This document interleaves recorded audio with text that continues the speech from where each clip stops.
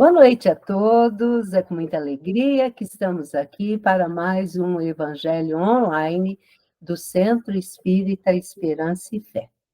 E com essa fé, essa alegria, iniciamos o nosso Evangelho de todas as segundas-feiras, né, meus amigos? Estávamos aqui nos bastidores conversando sobre quando iniciamos o nosso Evangelho lá na pandemia, né? E estamos aqui firmes e fortes, né? Isso que é muito bom, poder estudar as lições do nosso querido Mestre Jesus, as, as reflexões do nosso querido Kardec, né? Quando ele está ali condensando as instruções que os espíritos nos trouxe, né? Então é muito bom. A doutrina é essa beleza, né? Que nos faz com que a nossa mente se expanda e os nossos corações também se expandam em amor por todos que estão conosco. E como é de costume, né? Nós temos a leitura do nosso pequeno grande livro, né, Solange? Seja bem-vinda. Boa noite a todos. Obrigada. Deixa eu compartilhar aqui. Prática do bem.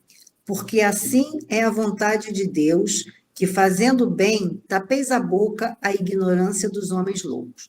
Primeira Epístola a Pedro, capítulo 2, versículo 15. À medida que o espírito avulta em conhecimento, mais compreende o valor do tempo e das oportunidades que a vida maior lhe proporciona, reconhecendo, por fim, a imprudência de gastar recursos preciosos em discussões estéreis e caprichosas. O apóstolo Pedro recomenda, seja lembrado, que é da vontade de Deus se faça o bem, impondo silêncio à ignorância e à loucura dos homens. Uma contenda pode perdurar por muitos anos, com graves desastres para as forças em litígio. Todavia, basta uma expressão de renúncia para que a concórdia se estabeleça num dia. No serviço divino, é aconselhável não disputar, a não ser quando o esclarecimento e a energia traduzem caridade.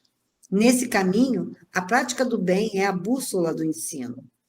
Antecedendo qualquer disputa, convém dar algo de nós mesmos. Isso é útil e convincente.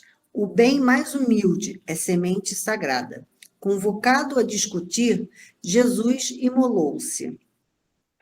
Por se haver transformado ele próprio em divina luz, dominou-nos até a treva da ignorância humana. Não parlamentou conosco, ao invés disso, converteu-nos. Não reclamou compreensão, entendeu a nossa loucura, localizou-nos a cegueira e amparou-nos ainda mais. O livro Caminho, Verdade e Vida, lição 60, Espírito Emmanuel, psicografia de Francisco Cândido Xavier.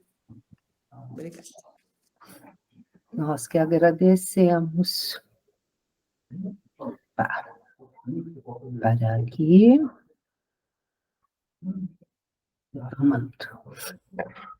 E assim, né, meus amigos, depois dessa leitura que sempre Emmanuel vem nos trazendo reflexões profundas, né? Vamos convidar agora a nossa amiga Iraides, que irá fazer para nós a nossa oração inicial. Seja bem-vinda, Iraides. Obrigada, Tânia. Nós que agradecemos, querida. Boa noite a todos. Que bom, né, meus irmãos, podermos estar aqui, reunidos, né? Eu digo que é para a ceia do Senhor, que é o nosso alimento, o Evangelho, não é? O pão de cada dia, né? Não só do corpo, mas do espírito, principalmente este, né? Então, elevando o pensamento a Deus, nosso Pai, a Jesus, Mestre amado, querido, companheiro de todas as horas, e essa espiritualidade que já faz presente aí da casa, da nossa casa abençoada, né? Esperança e fé, que nos alcance, Senhor, através desses benfeitores, amigos também, que vêm nos escorando, nos amparando, né? Sempre. Nós agradecemos essa oportunidade de estarmos reunidos diante do seu Evangelho. Queremos, Jesus, abrir o nosso coração, os nossos sentimentos, para o raciocínio, para a razão, e podermos ter essa fé que sempre tivemos nas suas palavras de vida eterna, no caminho que nos ensinaste a percorrer, através da humildade, através do amor, através da renúncia, do sacrifício, conquistando o reino de Deus em nós próprios, Jesus, assim como nos ensinaste. O Pai nos deste a vida em abundância. Irmos e voltarmos à experiência física é uma grande oportunidade. E nós agradecemos, Jesus. Nós agradecemos, Pai Celestial, que Jesus nos disse: sou o caminho, a verdade e a vida. Obrigada, Jesus. Amamos ao Pai, misericórdia e bondade, mas com a nossa fé, sabemos por que o amamos, baseado na razão, face a face, todos os instantes. Se sois o caminho, a verdade e a vida, sois conosco, Jesus, hoje e sempre, nos mostrando as nossas escolhas, nos mostrando a verdade de todos os instantes na nossa vida, no nosso cotidiano, e que possamos trilhar essa jornada com esperança, com fé e com amor, principalmente aos irmãos do caminho. Obrigada, Jesus. Obrigada, Pai Celestial, hoje e sempre. Que assim seja. Que assim seja, minha amiga. Então, vamos lá convidar nossa amiga Odília, que irá fazer para nós, né, a leitura de uma obra espírita, né, do Pentateuco, né? Hoje ela está recheada, né, com uma obra do nosso querido Francisco Cândido Xavier. Odília, seja bem-vinda, querida. Obrigada, Tânia. Boa noite a todos. Boa noite, querida. Vamos. Vou compartilhar aqui, né, a sua telinha. Espiritismo e a lei da sociologia. Deus fez o homem para viver em sociedade. Não lhe deu inutilmente a palavra e todas as outras faculdades necessárias à vida de relação. Tem o Espiritismo um papel especial junto à sociologia?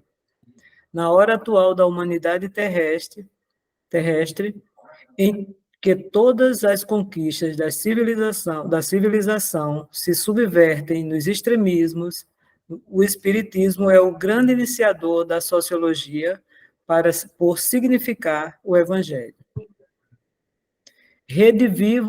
O Evangelho redivivo, que as religiões literalistas tentam inundar nos interesses econômicos e na conversão exterior dos seus prosélitos, adeptos, restaurando os ensinos de Jesus para o homem e esclarecendo que os valores legítimos da criatura são os que procedem da consciência e do coração. A doutrina consoladora dos espíritos reafirma a verdade de que a cada homem será dado de acordo com seus méritos, no esforço individual dentro da aplicação da lei do trabalho e do bem. Essa a razão pela qual representa melhor antídoto contra os venenos sociais atualmente espalhados no mundo pelas filosofias políticas do absurdo e da ambição desmedida, restabelecendo a verdade e a concórdia para os corações. Allan Kardec, Livro dos Espíritos, capítulo 7, Lei de Sociedade. Bem-aventurados os pobres de espírito, Emmanuel Francisco Cândido Xavier, o Consolador, questão 59. Muito obrigada, Odília. Então, por isso. E agora, meus amigos, com muita alegria, né, que nós estamos recebendo hoje um amigo da USA Intermunicipal, porque é durante o mês todo, né? Mais especificamente essa semana e a outra, nós estamos na Semana Regional Espírita. É onde as casas, né, até do município ao redor de Franca, né, também recebe, elas trocam os oradores. E hoje, para nossa alegria, nós estamos recebendo um orador da nossa cidade mesmo, que é o Edson Junqueira. Mas carinhosamente a gente vai chamá-lo de Edinho. E espero que não seja a primeira vez que ele venha estar aqui conosco falando sobre o Evangelho, né, sobre Jesus, os seus ensinamentos. Edinho faz parte lá da Tia Nina, né, Legionárias do Bem, né, e foi assim, né, a hora que ele recebeu o convite, ele aceitou e está aqui conosco. Seja bem-vindo, querido. A casa é sua. Aqui não, as janelinhas são suas. Muito obrigado pelas palavras, pelo convite, pelo recebimento, né, pela acolhida. Nós ficamos realmente sensibilizados, sentimos as vibrações fraternas de todos e estamos aqui para refletir sobre os ensinamentos do nosso Mestre Jesus, nos desdobramentos da doutrina espírita, da espiritualidade maior, que nos tanto esclarecem. E o tema que nós escolhemos para trazer hoje as reflexões, um tema por demais importante para o entendimento da nossa vida, falarmos das leis morais, essas leis que regem os nossos destinos, as nossas vidas, e o entendimento dessas leis, o entendimento, consequentemente, da justiça divina, nos levará, com certeza, à felicidade e à paz que nós tanto almejamos. Este é o caminho ao qual o nosso Mestre deixou para nós, através da sua vida, da sua vivência e dos seus ensinamentos. Dentro do nosso processo evolutivo, do qual nós nos encontramos, onde nós sabemos que fomos criados simples e ignorantes por Deus, nosso Pai, saímos das suas mãos simples e ignorantes, e cabe-nos trilhar este caminho da evolução, mas por nós mesmos, não por imposição, nem mesmo pelo nosso Pai, a voltar ao seu seio, ao foco glorioso de luz a que todos nós estamos destinados. Nós, então, dentro deste caminho evolutivo, onde os nossos amigos espirituais, então, no Livro dos Espíritos, questão 540, nos revelam que nós saímos do átomo e chegaremos à condição de arcanjos. Podemos, então, interpretar que toda espécie, ou cada espécie, é um aperfeiçoamento, uma transformação da espécie imediatamente inferior. E o homem, então, quando ele adquire a condição com o seu corpo material, nada mais representa do que o último anel da animalidade na Terra. Mas então, quando o homem conquista o seu corpo material, ainda não com a sua razão devidamente desperta, ou a sua inteligência aperfeiçoada, conquistando então o livre-arbítrio, Deus nos fornece ou nos forneceu os instintos, para que então, através dessa necessidade de viver que nós temos dentro de nós, a representar pelo instinto de conservação, nós então pudéssemos então nos proteger muitas das vezes de situações de iminente perigo, para que então pudéssemos então ir nos desenvolvendo e evoluindo. Me recordo de uma definição de Allan Kardec sobre o instinto no livro A Gênese, capítulo 3, item 11, quando ele nos diz que o instinto é uma força oculta que solicita os seres orgânicos a atos involuntários e espontâneos, tendo em vista a sua conservação. Portanto, diante de um perigo iminente, há uma força oculta dentro de nós que nos impele a certas atitudes, visando a nossa proteção, a nossa conservação, a nossa vivência. E Allan Kardec nos diz que no instinto não há reflexão, não há premeditação, não há combinação, há somente o ato, de certo modo, involuntário. Mas Deus também colocou um atrativo para que nós não permanecêssemos parados e tivéssemos algo para que então pudéssemos evoluir. Nossos amigos espirituais, em O Livro dos Espíritos, nos revelam que primeiro ocorre a nossa evolução pela intelectualidade, para que depois, então, ocorra a evolução moral, sabendo, portanto, discernir melhor entre o bem e o mal, entre o certo e o errado. Então, Deus coloca o atrativo do prazer nos bens materiais, na manipulação dos bens materiais, para que nós tivéssemos algo, então, para que então pudéssemos nos desenvolver, ir atrás, primeiramente ali atrás das sensações inferiores, dos prazeres mundanos, na busca incessante pelo conforto, pelos prazeres da comida, da bebida ali, da parte sexual, nós colocássemos então em movimento essas faculdades, as faculdades latentes que germinam, que estão dentro de nós. Então, esse atrativo serve muitas vezes como que podemos, num português mais simples, de isca, para que nós então nos impulsionasse à frente.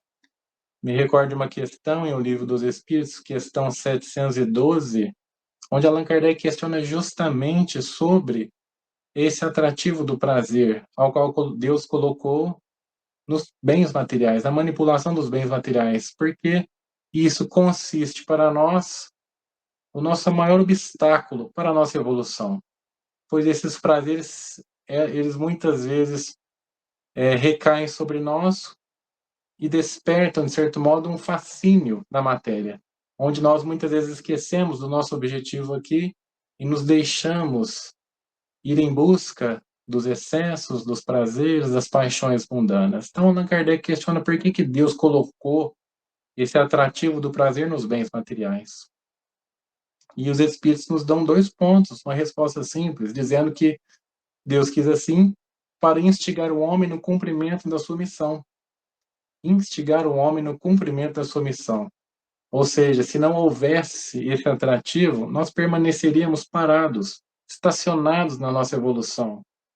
E então, consequentemente, comprometeríamos a marcha do universo, que é sempre o progresso, que é sempre a evolução. Isso consiste em uma das leis de Deus, uma das leis divinas, a lei de progresso.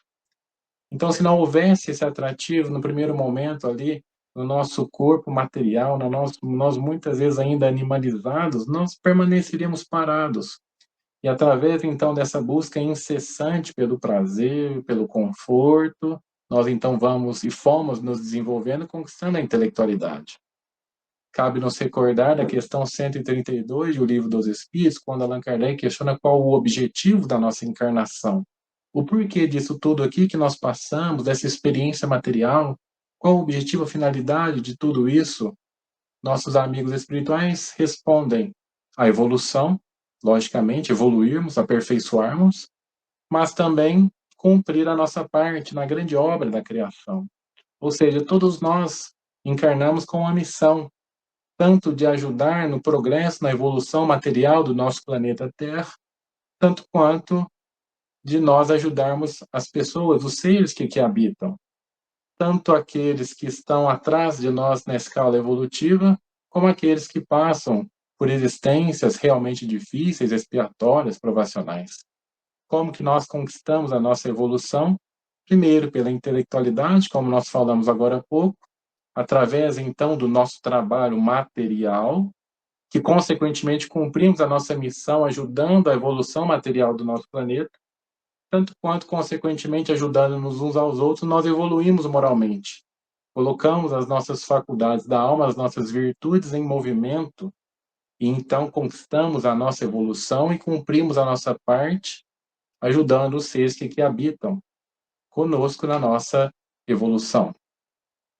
Mas então, através desse prazer, nos impulsiona para frente. O atrativo do prazer, a busca pelo prazer, instiga o homem E ele então cumpre a sua missão e acaba evoluindo de certo modo, mesmo muitas vezes sem perceber.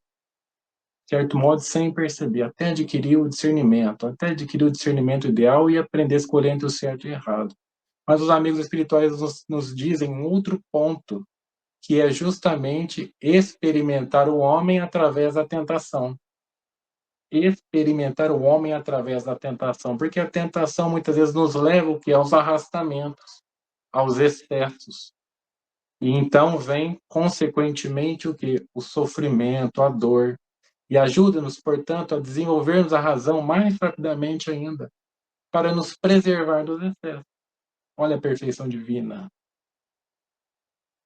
Preservar-nos dos excessos.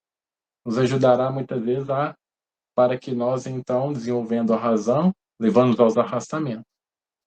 Então, neste momento da humanidade, onde nós, muitas vezes, não tendo a razão devidamente desperta, ainda guiado mais pelo instinto que pela inteligência, na busca pelo prazer, pelo atrativo do prazer, o que aconteceu conosco?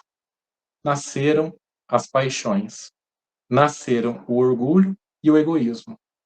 E então o homem via no seu semelhante, na verdade, um empecilho, muitas das vezes, um obstáculo para que ele alcançasse aquele prazer ou aquilo que ele queria. Achava-se, julgava-se mais que o seu semelhante, achava-se, julgava-se melhor, que merecia mais. Queria o bem, mas somente para ele. Em primeiro lugar, somente para ele. E então, quando o egoísmo exigia demais do homem, o que ele fazia? Matava. Praticava o assassínio. Porque matar era uma expressão de coragem, era uma expressão de força. E então o homem cometia o assassínio. Era como que tirasse um obstáculo na frente do seu caminho. Mas então passam-se os anos. Vêm então os profetas, vem Abraão, vem Moisés com as leis de Deus, os 10 mandamentos. E então o homem, após o não matarás, o homem então,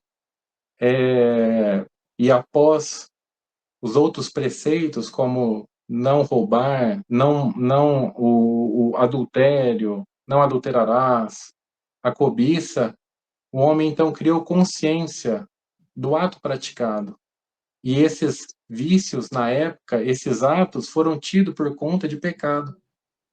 Então, quando o homem infringia a lei, as leis de Deus através desses atos, ele tinha consciência, tornava-se, portanto, réu consciente do delito praticado com pleno conhecimento de causa, resultou, então, na responsabilidade e, consequentemente, no sofrimento. O homem, então, errava, mas sabia que era errado, sabia que estava errado. E foi justamente aí, neste momento da humanidade, que começou o nosso processo de regeneração. Não foi agora, nos tempos há 100 anos atrás, 150 anos atrás, foi naquela época já. Ali começou o nosso processo de regeneração. Porque a lei, no primeiro momento, veio para frear-nos, como um freio, para coibir o homem da prática do mal. A partir daquele momento, nós tornávamos conscientes das leis divinas e o que nós poderíamos fazer e não fazer. Mas como o fascínio da matéria que exerce sobre o homem era muito grande e é muito grande até hoje, provocando muitas vezes os interesses pessoais, e quão tenaz é o interesse pessoal, naquela época, já tendo passado o tempo, muitas das vezes os homens colocavam o entendimento das leis divinas de Moisés e dos profetas de acordo com os seus interesses, interpretavam os mandamentos de acordo com os seus interesses. Não havia, muitas vezes, um pouco antes da vinda do Mestre, não havia mais crença. Havia os atos exteriores, mas crença de fato não havia. Então, neste momento, onde iam se perdendo os mandamentos, as leis, o que já havia dito, a primeira revelação vinda através dos profetas de Moisés, vem então o Mestre. Vem então Jesus Cristo, desce das alturas sublimes e então vem vivenciar a lei, desenvolver a lei. Como ele mesmo diz e registra Mateus, o evangelista Mateus, no capítulo 5, versículos 17 e 18. Não penseis que eu vim destruir a lei ou os profetas, não os vim destruir, mas cumpri-los, aperfeiçoá-los. Porquanto em verdade vos digo, que o céu e a terra não passarão sem que tudo o que se acha na lei esteja perfeitamente cumprido. Ou seja, o mestre diz que não veio destruir as leis. Quais leis? As leis de Deus. Veio aperfeiçoá-las, desenvolvê-las, dar um sentido verdadeiro. Veio adaptar ao grau de adiantamento dos homens. Então, nestas leis, nós encontramos justamente os preceitos, os princípios dos deveres, tanto para com Deus, tanto para com o nosso próximo. Por isso que o mestre resume toda a lei e todos os profetas em 2 mandamentos. Amarás o Senhor teu Deus de todo o coração, de toda a tua alma e de todo o teu espírito, acima de todas as coisas. Este é o primeiro e o maior mandamento.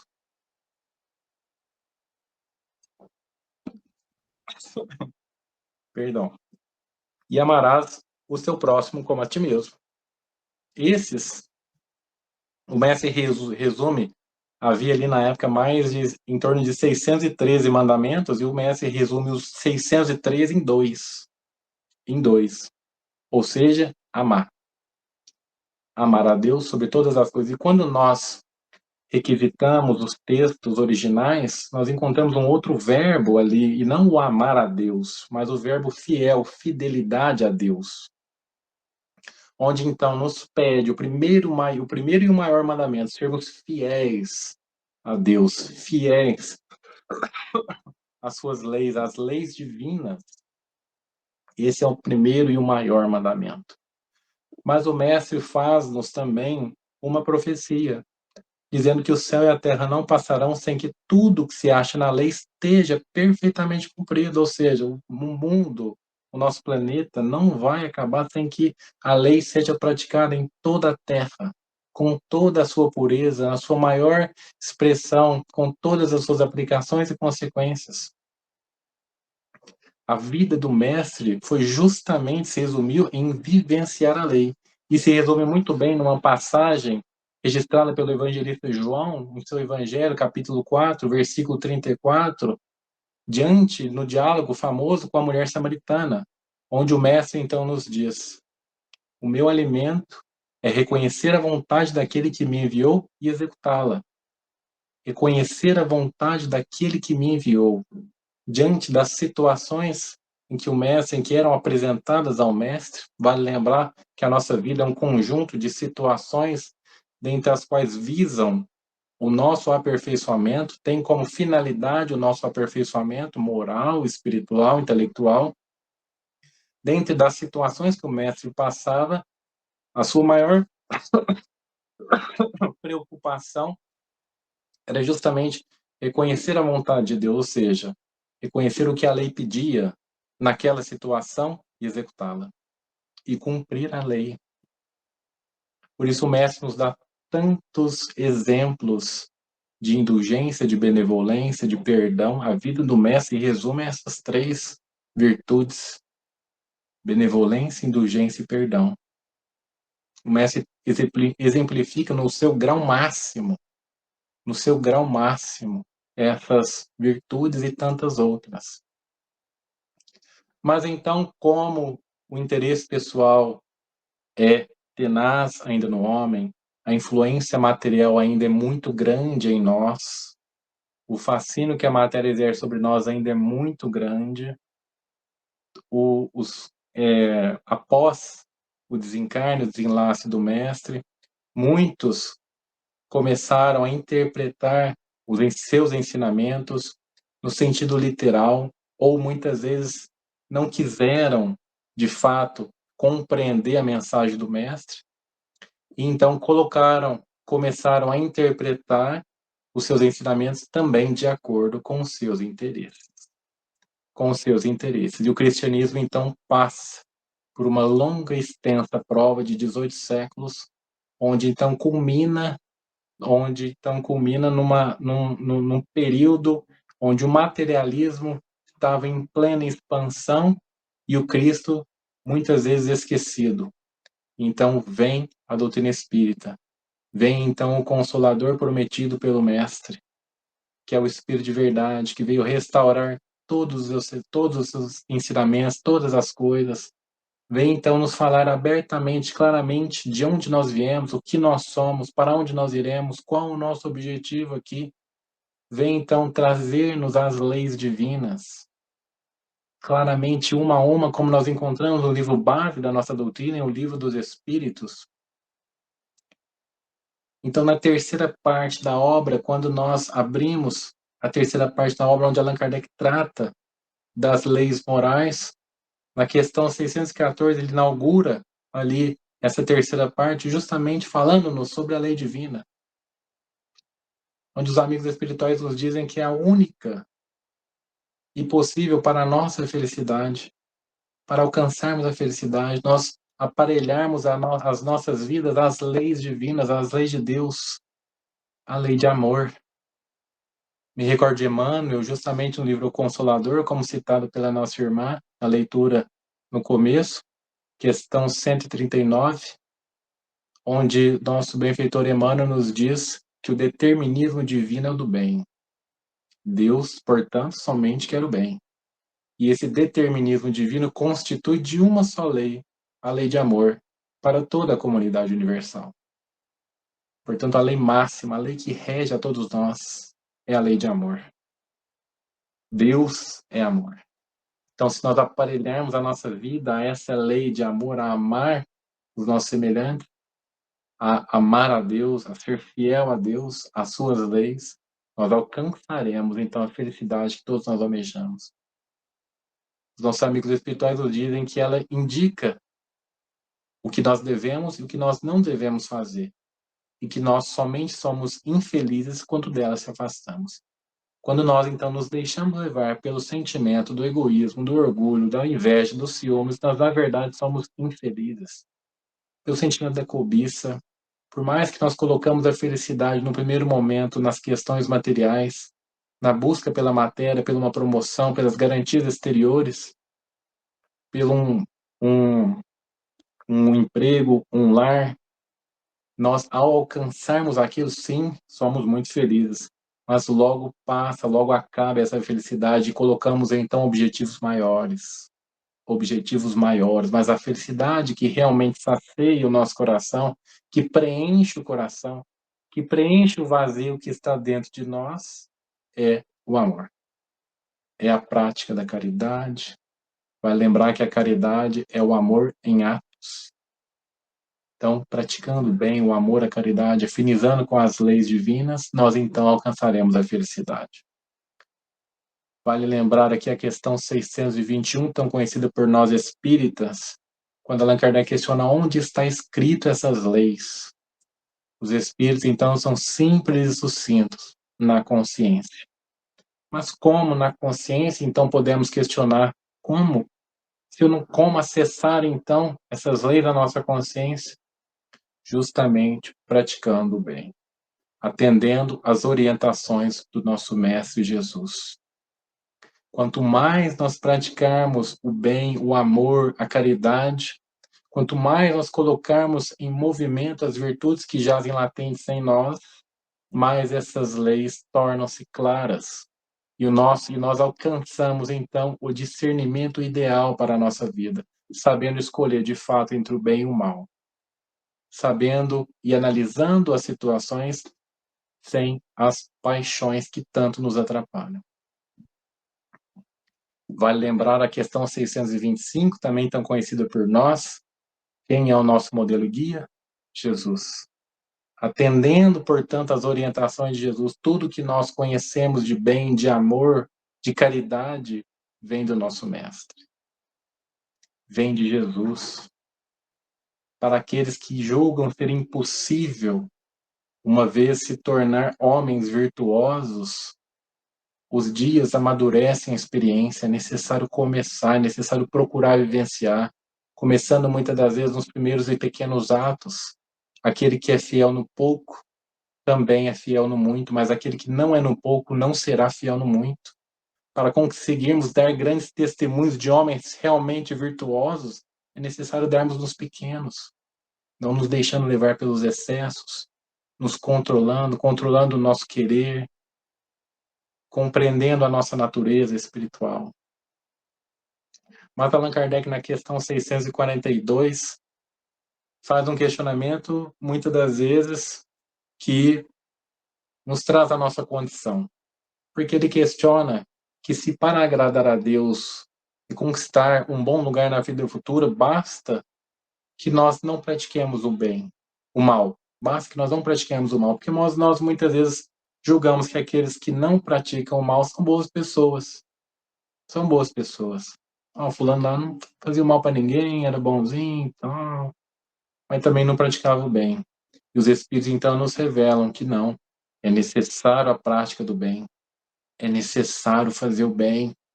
Nos recordamos a questão 132, esse é um dos nossos deveres, um dos nossos objetivos, ajudar-nos uns aos outros.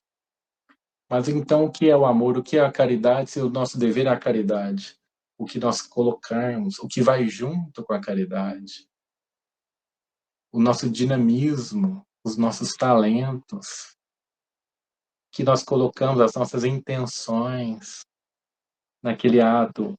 Me compete ajudar o meu semelhante, de alguma forma, passando por necessidades materiais, mas o que vai junto com aquele ato?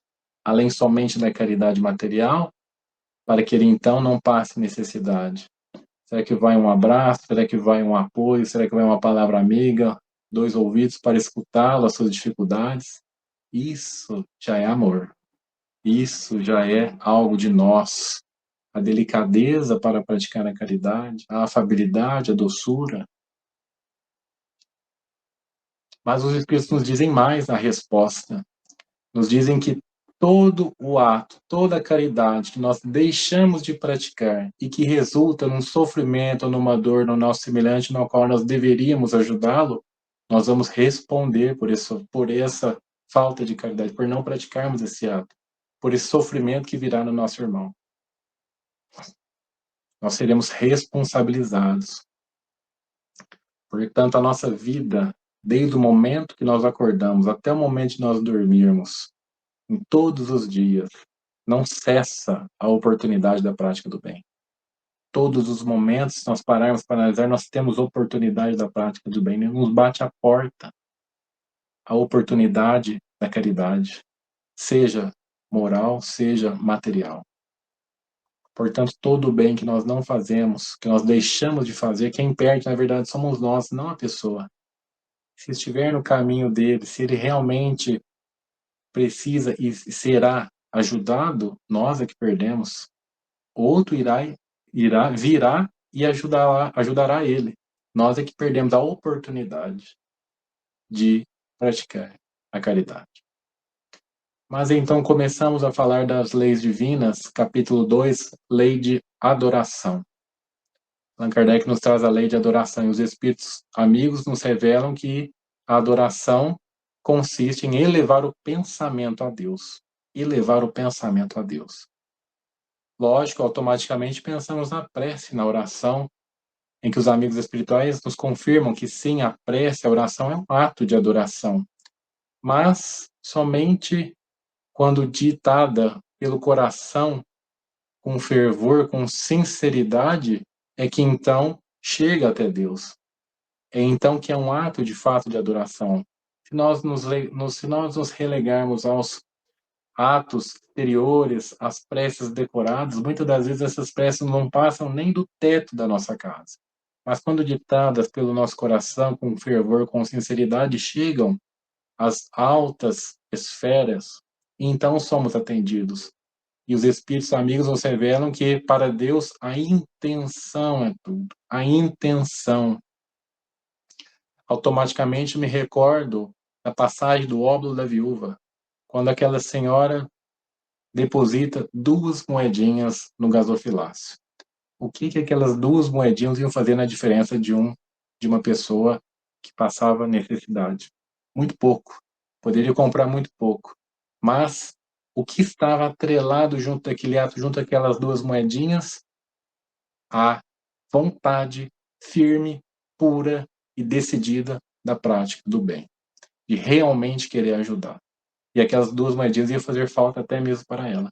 Então, para Deus, a intenção, o que nós atrelamos junto do ato é o que realmente importa, mais do que até mesmo o ato. Mais do que até mesmo o ato. O mestre, na hora, reúne todos os discípulos e diz: olha, essa mulher deu mais do que todos aqui juntos. Deu mais do que todos. Muitos deitavam ali fortunas no gasofilácio, fortunas, verdadeiras fortunas. Mas qual que era a intenção, na verdade, deles? Era justamente o reconhecimento dos homens, o aplauso dos homens. E aí já tiveram a sua recompensa. Mas para Deus a intenção é tudo. Os Espíritos amigos, então, nos dizem que no ato de adoração, a verdadeira adoração é a do coração. A do coração. Onde Deus tem sobre nós, em todas as nossas ações, o seu olhar. Então, quando nós formos agir, o verdadeiro ato de adoração é elevar o pensamento a Deus, procurando fazer o bem e evitando fazer o mal. Essa é a verdadeira adoração.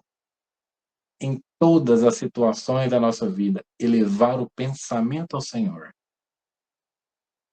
e procurar fazer o bem e evitar o mal. Essa é a verdadeira adoração. Me recordo a passagem novamente do mestre junto da mulher samaritana, quando então ela pergunta ao mestre: mestre, onde é o lugar correto se adorar a Deus? É no templo lá em Jerusalém ou é no templo aqui em Gerezim? O mestre então vira-se para ela e diz: em verdade vos digo, a verdadeira adoração a Deus, ao nosso Pai, é em espírito e em verdade. Ou seja, nos nossos pensamentos, no nosso coração. Essa é a verdadeira adoração ao Senhor. Levar o pensamento a Ele, sermos gratos, procurarmos fazer o bem, disciplinar os nossos pensamentos, os nossos sentimentos, sublimar os nossos sentimentos. Essa é a verdadeira adoração.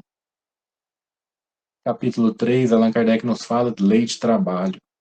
Nos fala da necessidade do trabalho nas nossas vidas. Questão 675. Podemos entender o trabalho somente pelas ocupações materiais? Questiona o codificador. Nossos amigos espirituais dizem que não. Assim como o corpo, o espírito também trabalha. E toda ocupação útil é trabalho. Toda ocupação útil. Nós dermos utilidade ao nosso tempo, nós então estamos trabalhando. Quando nós vamos, muitas das vezes, não somente ao centro espírita, ou quando nós vamos à casa de um irmão necessitado, de alguém que precisa, que está passando por dificuldade, colocamos-nos somente para ouvir, muitas das vezes, levar uma palavra de carinho, de conforto, de encorajamento, de consolo, nós estamos trabalhando. Nós estamos trabalhando. Quando nós estamos no centro espírita, no passe, estamos aqui fazendo palestra, estamos ouvindo, estamos trabalhando. Estamos colocando as virtudes, o nosso espírito em movimento, buscando então o desenvolvimento, a dilatação do amor que existe em todos nós. Em todos nós. Capítulo 4, Allan Kardec nos fala sobre a lei de reprodução. Reprodução também é lei universal. Porque se não houvesse a reprodução, a humanidade pereceria. Então, o instinto, o desejo que todos nós temos ao longo da nossa vida, a maioria de nós, de procriar, de reproduzirmos, de termos filhos, é justamente essa lei divina, está atrelada a essa lei divina, a lei de reprodução. Nós espíritas que temos um maior conhecimento, dar oportunidade, assim como nos foi dada, de voltar ao plano da carne para o nosso aperfeiçoamento, para a nossa melhoração, para a reparação dos nossos atos, dos nossos equívocos, para o nosso aprendizado. A paternidade, a maternidade, como nos dizem os espíritos, é uma missão, uma verdadeira missão destinada aos pais, destinada a todos nós. Capítulo 5, Allan Kardec nos fala da lei de conservação. Lei de conservação, conservar tudo que nos chega às mãos, conservar o nosso corpo físico dos excessos, é uma lei universal. Deus condena os excessos e não propriamente até mesmo os prazeres que nós temos com certos contatos com os bens materiais, com a comida, com a parte sexual. Deus não condena, Deus condena os excessos, até mesmo a riqueza. Deus não condena a riqueza, muito pelo contrário, ele muito agradável, é muito justo para aqueles que a conquistam com seu trabalho honrado e assíduo. O problema é o que fazem o que fazem dessa riqueza, se deixam levar somente pelos excessos e pelo cumprimento dos seus caprichos, ou se então, de fato, colocam em movimento e muitas vezes levam o progresso, levando muitas vezes a oportunidade para as pessoas, ou para que as pessoas possam, através do seu trabalho honrado e assíduo, garantir a sua subsistência. Ou até mesmo doando parte do seu supérfluo para aqueles que carecem do necessário. Me recordo de uma mensagem belíssima de Lacordaire, no capítulo 16 do Evangelho segundo o Espiritismo, ali nos últimos itens, que ele diz que muitos que reencarnam sob as bênçãos da riqueza, eles estão revestidos de ministros da caridade, do tanto de bem que podem fazer, que podem proporcionar. Lei de conservação, então, como não nos recordarmos de André Luiz, que chega no plano espiritual como um suicida inconsciente, justamente por ter se deixado levar pelos excessos, adiantando, portanto, a sua volta ao plano espiritual. Capítulo 6, fazendo um contraponto, lei de destruição. Lei de destruição. Mas o que nós entendemos por destruição, segundo os nossos amigos espirituais, não passa de transformação, de aperfeiçoamento. É necessário que tudo se destrua para que haja, para que renasça, para que se regenere. E quando nós esquecemos a lei de destruição, basta nós olharmos no espelho. Basta nós pegarmos uma foto de 10, 15 anos atrás e vermos a lei de destruição agindo em nós mesmos, ao vivo. Então é necessário que haja destruição para o espírito, para a sua regeneração moral, porque de existência em existência, a cada existência, ele vai se aperfeiçoando. Através desse processo doloroso da destruição do nosso corpo físico, o espírito então desperta, e quando nós ouvimos falar que o espírito sempre evolui de encarnação em encarnação, é justamente por esse processo, muitas das vezes. Para nós, minimamente despertos, com relação ao nosso objetivo aqui, nós realmente nos dá ou nos chama ao que nós realmente somos, desperta mais ainda a nossa consciência, temos a nossa consciência do que nós somos, da nossa realidade espiritual, da vida espiritual. Extremamente necessária para nós, então, colocarmos os valores devidos nas coisas e o que realmente importa na vida. Capítulo 7, Lei de Sociedade. Lei de sociedade. Viver em sociedade é uma lei. Muitas das vezes nós buscamos o insulamento, nós buscamos viver em se eu morasse num condomínio distante, longe, eu não vou em tal lugar, não vou lá no Esperança e Fé, lá na Nova Era, porque o pessoal lá é muito difícil, não, nossa, vai dar muito trabalho, não vou lá não, vou no outro centro, eu não vou em centro nenhum, porque os espíritas, nossa senhora, não, melhor ficar quietinho, não vou me afeiçoar em nenhuma corrente religiosa, porque os religiosos são os piores. Lei de sociedade, é necessário o contato em sociedade para a nossa evolução. Allan Kardec, em um livro Céu e Inferno, nos diz que a pedra de toque das virtudes é justamente o convívio em sociedade. Somente convivendo em sociedade, muitas das vezes, defrontando com os defeitos e vícios dos nossos semelhantes, é que nós vamos nos desenvolver. Nós vamos espiar o nosso passado, tanto quanto desenvolver as virtudes que estão latentes em nós. Como conquistar uma paciência? Somente através dos obstáculos, da dificuldade, da ignorância do nosso semelhante. Como conquistar a humildade, a compreensão? Através do convívio em sociedade, através desse convívio junto com todos. Mas destaca-se neste capítulo um item intitulado Laços de Família, por Allan Kardec, onde nossos amigos espirituais nos dizem que os laços de família também é uma lei de Deus, também é uma lei divina. porque Deus quis assim para que os homens aprendessem a se amarem como irmãos. Somente através em família é que nós vamos conseguir, de fato, dilatar o amor e conquistar as virtudes. Não é, muitas das vezes, que nós vamos ter essas grandes conquistas buscando e achando somente que ajudando toda a humanidade é que nós vamos conquistá-la. Primeiramente, o material mais precioso que nós recebemos das mãos de Deus para a nossa evolução e aperfeiçoamento está no nosso lar. Está dentro da nossa casa. É ali, no trato junto dos nossos, que muitas vezes os benfeitores espirituais, segundo Emmanuel, no livro Espírito de Verdade, capítulo 62, intitulado Parentela, nos diz que é medido e aferido o aproveitamento dos bons conselhos que nós ministramos na rua, ou das palestras que nós fazemos aqui. É dentro do lar, no trato junto dos nossos. É ali que eles medem, que aferem, de fato, o aproveitamento de todos esses ensinamentos que nós temos. É junto dos nossos. Então, esse é o material, o primeiro e mais importante material.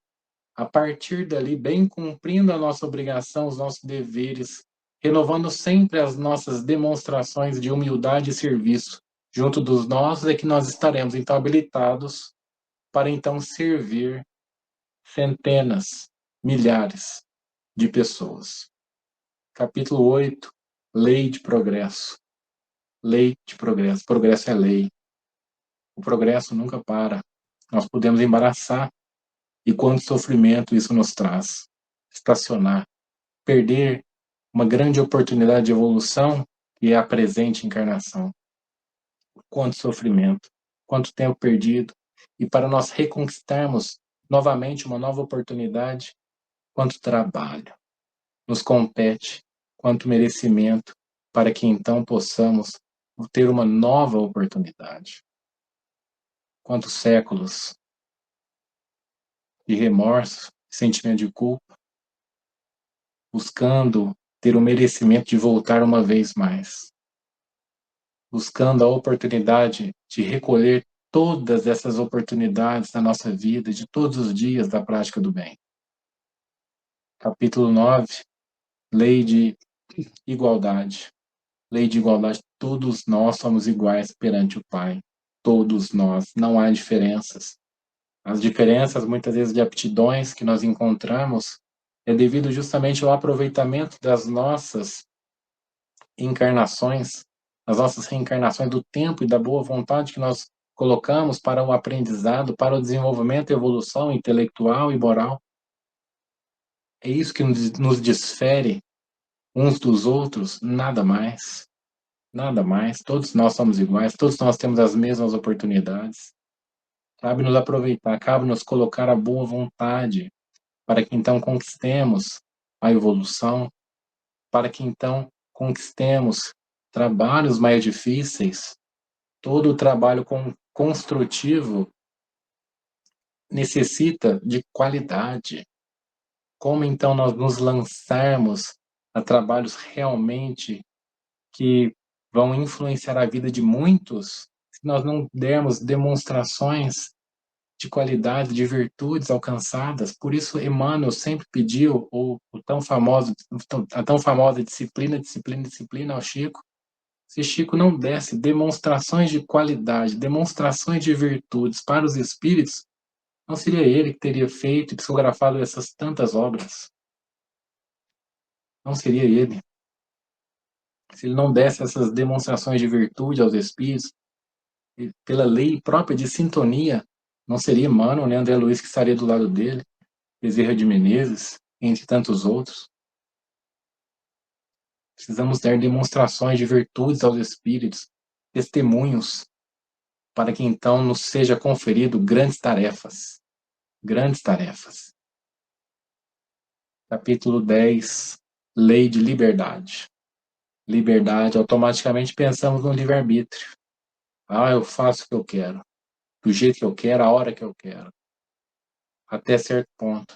Porque os nossos amigos espirituais nos dizem que a liberdade que nós gozamos é relativa. Porque nós dependemos uns dos outros, nós devemos uns aos outros. Como evoluir sem o nosso irmão? Emmanuel nos diz que o ponto certo de nossa ligação com Deus é o nosso próximo. Para evoluirmos, nós necessitamos do próximo. Para conseguirmos conquistar a evolução, nós necessitamos da caridade, necessitamos amar o nosso próximo. Para conquistar uma paciência, muitas das vezes, nós precisamos passar por cima dos nossos ressentimentos.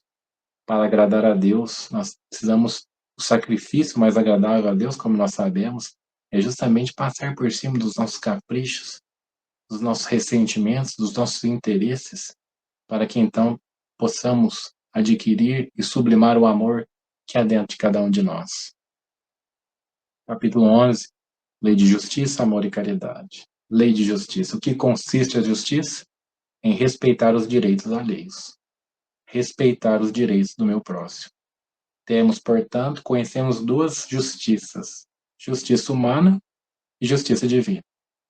Mas a justiça humana, que muitas das vezes é uma pálida expressão da justiça divina, muitos dos atos que nós cometemos para a justiça humana não são cometidos, não são tidos como faltas, mas perante a justiça divina são verdadeiras faltas e muito graves quando nós então cometemos. Mas então o que consiste e que se baseia então a justiça divina?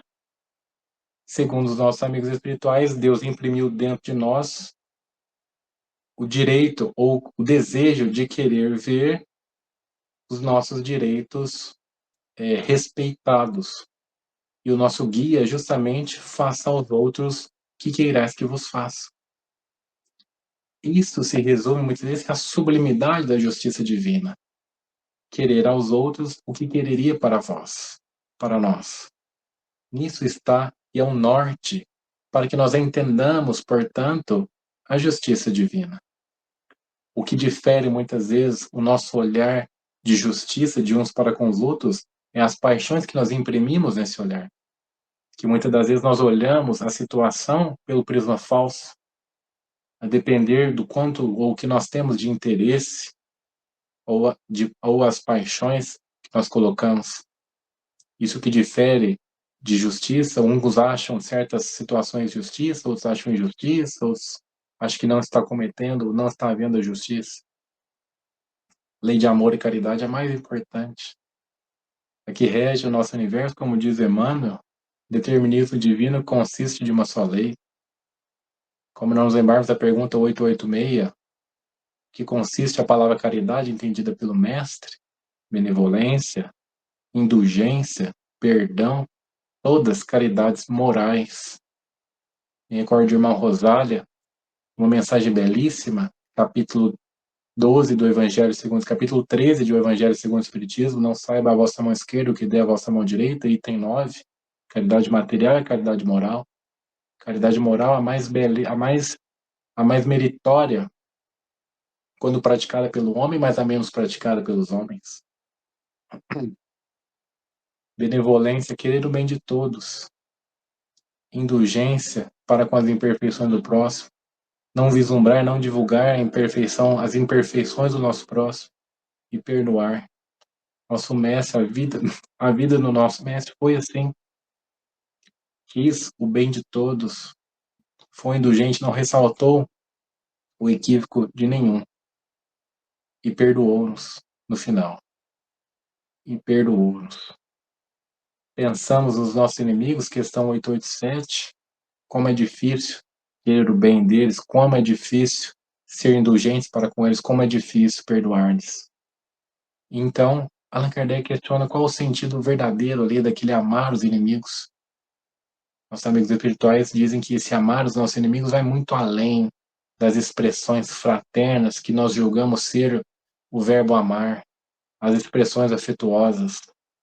Amar os inimigos consiste em perdoar-lhes e retribuir-lhes o mal com o bem, orando por eles, um pensamento positivo para com eles, um pensamento que se arrependam, que um dia possam ter consciência do que estão fazendo, ou muitas das vezes, que eles possam, ou que você esteja pronto para uma reconciliação, pronto para uma reconciliação. Isso é amar os inimigos. Vai muito além dos atos exteriores. Questão 888, São Vicente de Paula nos traz uma mensagem belíssima, quando ele nos diz que há duplo mérito, muitas das vezes, em praticar a caridade. Nós temos um mérito, mas como ela é praticada? Duplo mérito para aqueles que a praticam com delicadeza, com doçura, com afabilidade, como não nos recordarmos de Francisco Cândido Xavier, que todas as vezes que praticava a caridade vinha junto com aquela delicadeza, aquela doçura. Duplo mérito para esses, duplo mérito para aqueles que ostentam o bem que fazem. Esses perdem todo o mérito da prática da caridade quando ostentam o bem que fazem, porque degeneram em amor próprio, expressão de orgulho, demonstração de orgulho, ostentar o bem que fazem. Capítulo 12, fechando então a terceira parte da obra, Perfeição Moral, onde nós, cumprindo todas essas leis e compreendendo a vida espiritual, portanto, nós chegamos à perfeição moral. Nós chegamos então aos caracteres do homem de bem, que se resume no cumprimento das leis divinas e na compreensão da sua vida espiritual. Mas neste capítulo destaca muitas das vezes o empecilho ou o grande empecilho que caracteriza a nossa imperfeição, segundo Allan Kardec e os Espíritos. Porque neste capítulo, Allan Kardec e os Espíritos colocam o egoísmo, falam muito sobre as nossas imperfeições, falam sobre as paixões. E muitas das vezes o que caracteriza a nossa imperfeição é justamente, questão 895, os nossos interesses pessoais. Posto de lado todos os nossos vícios, todas as nossas paixões, o que caracteriza a nossa imperfeição? O interesse pessoal. Quão tenaz é o interesse pessoal. Por isso, quanto é difícil se desenraizar, se desvencilhar do interesse, das paixões, porque são paixões, porque são atos e atitudes milenarmente cultivadas por nós, onde somente agora estamos despertando para essa realidade, onde somente agora nós estamos tomando consciência do que nós devemos lutar contra nós, em que sempre foi algo que nós cultivamos. Estamos diante de milênios nas sombras contra um relâmpago na luz.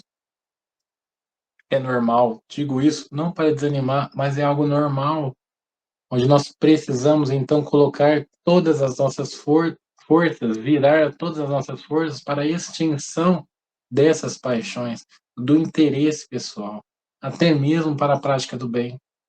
Quando nós dizemos que vamos praticar a caridade, vamos nos juntarmos a um centro espírita para a prática do bem, para fazermos o bem, mas pensando, vou fazer o bem, mas para conquistar um bom lugar na vida futura. Vou fazer o bem para pôr um tijolinho ali na minha casinha no plano espiritual. Nós estamos dando demonstração do quê? De egoísmo. De egoísmo, na verdade. Mas cabe a nós, muitas vezes, é isso que nos leva ao centro espírita. Isso que nos leva à prática do bem. Mas cabe a nós, ao entender isso, e justamente nessa jornada, irmos nos modificando. Nós ficamos muitas vezes espantados quando olhamos para nós, para dentro de nós, e reconhecemos muitos erros. Mas ficamos justamente espantados e achamos que não somos merecedores, que não vamos conseguir essa reforma íntima, justamente porque nós defrontamos com esses erros, mas basicamente nós ficamos assustados porque antes muitos dos atos que nós cometíamos, para nós era normal. Nós não víamos como errado, mas agora, inclinando-nos para o bem, onde as leis divinas se fazem mais vibrantes e mais claras à nossa consciência, nós então reconhecemos os nossos erros, reconhecemos o que necessita mudar. E a chave para a nossa transformação moral é justamente o conhece-te a ti mesmo. É justamente o conhece-te a ti mesmo. Então, quanto mais nós sabemos de nós e quanto mais nós lutarmos contra essas imperfeições, contra esses interesses pessoais, mais nós vamos conquistar a nossa tão sonhada e tão querido aperfeiçoamento. Questão 893. Qual é a sublimidade da virtude? Quando Allan Kardec questiona os espíritos sobre a virtude. Os amigos espirituais respondem: a sublimidade da virtude está justamente no sacrifício dos interesses pessoais pelo bem do próximo. A caridade desinteressada. A caridade desinteressada. O ato da caridade, o amor sair de nós de forma espontânea, sem esperar nada em troca. Aquele que põe nos resultados toda a sua caridade, tudo que ele faz, tudo que ele se preocupa com os resultados, a chance dele não continuar no processo de aperfeiçoamento, de melhoramento, é muito pequena. Portanto, entender, praticar as leis de Deus, ser fiel a Deus, ser fiel às suas leis, mas acima de tudo, compreender a sua essência, compreender a vida espiritual. Isso é o que nos levará ao nosso aperfeiçoamento.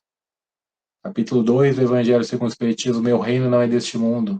Allan Kardec nos aconselha que uma das maiores preocupações nossas será, ou tem que ser, justamente a nossa preocupação com a vida futura, com a vida espiritual.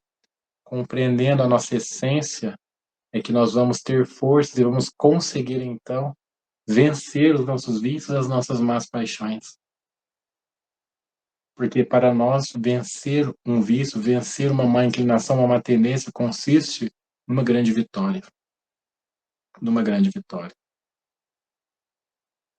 Portanto, meus irmãos, que Jesus abençoe a todos nós, que nos dê muita paz, muita sabedoria, para que nós possamos enxergar o caminho, enxergar os erros, os acertos, conquistarmos, então, o nosso discernimento ideal que nos levará, de fato, à evolução, e cabe a nós ajudarmos uns aos outros, somente assim nós vamos conseguir, somente ajudando-nos uns aos outros. Que Jesus, nosso Mestre, abençoe a todos vocês, e que em breve, acredito eu, estaremos juntos novamente. Muita paz e muita luz a todos. Que assim seja, Dinho. Nós que agradecemos a sua contribuição, que foi valiosíssima, né? Tantos ensinamentos, tantas reflexões, né? E eu estou aqui contando, né? Porque muitas vezes a gente se torna omissos, né, na nossa vida, deixando aí, não querendo complicações na lei da sociedade, né? Então, meu amigo, nossa gratidão, e que nós possamos, assim, cada vez mais irmos aprendendo. Leve o nosso agradecimento à equipe da USE, no nome do Jean, né, que está coordenando essa semana maravilhosa. Muito obrigada, Edinho. Que Jesus, Maria Santíssima, a equipe do Senhor José Marcos Garcia o ampare nessa sua missão de transmitindo, né, o Evangelho do nosso querido Mestre Jesus. E continue aí, firme e forte.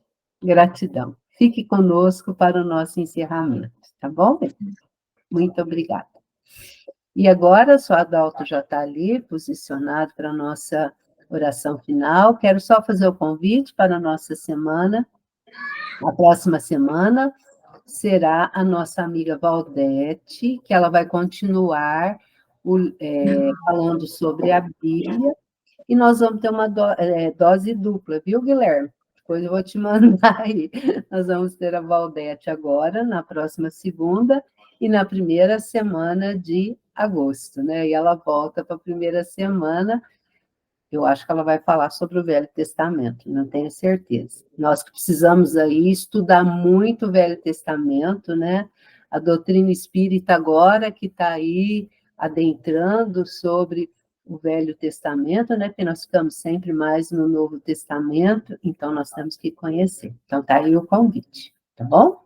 Então vamos agora, meus amigos, quem pegou sua aguinha, colocar aqui. Vamos acerenar as nossas mentes, os nossos corações, agradecer a Deus a oportunidade de mais um dia, Agradecer a Jesus, nosso Mestre Maior, a nossa querida Mãe Santíssima, a equipe do Senhor José Marques Garcia, que todos esses nossos bons amigos possam vir a cada lar que está aqui conosco, os que nos assistirão posteriormente, que as nossas águas possam ser frutificadas com o remedinho que cada um está necessitando para o seu corpo espiritual, que refletirá no seu corpo material. Rogamos também, Senhor, o passe, que cada um se coloque em posição de receber essas energias, não é porque estamos à distância que não recebemos. Recebemos sim, amigos. Quantas energias levamos dessa nossa reunião para a semana inteira, né? Então, que possamos receber todos esses fluidos magnéticos para o refazimento do nosso corpo perispiritual e o nosso corpo material. Que essas vibrações de paz, de luz e amor possa chegar a todos os nossos entes queridos, aos nossos irmãos que estão nos presídios, perambulando pelas ruas, que estão nos hospitais, Senhor. Abençoe a todos. Só temos que agradecer.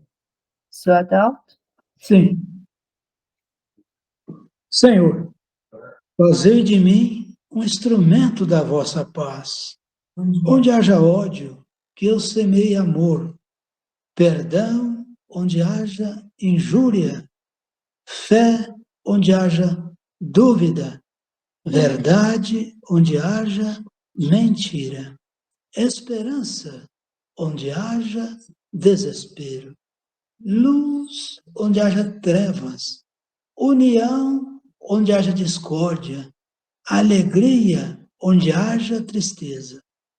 Ó Divino Mestre, permiti que eu não procure tanto ser consolado quanto consolar, compreendido que compreender, amado que amar, porque dando que receberás, perdoando que somos perdoados e morrendo que nascemos para a vida eterna. Que assim seja. Que a paz do nosso Mestre Jesus esteja sempre em nossos corações. Que assim seja. Meus amigos, muito obrigada pela presença de todos. Um beijo no coração e até a próxima semana, se Deus quiser, no mesmo horário.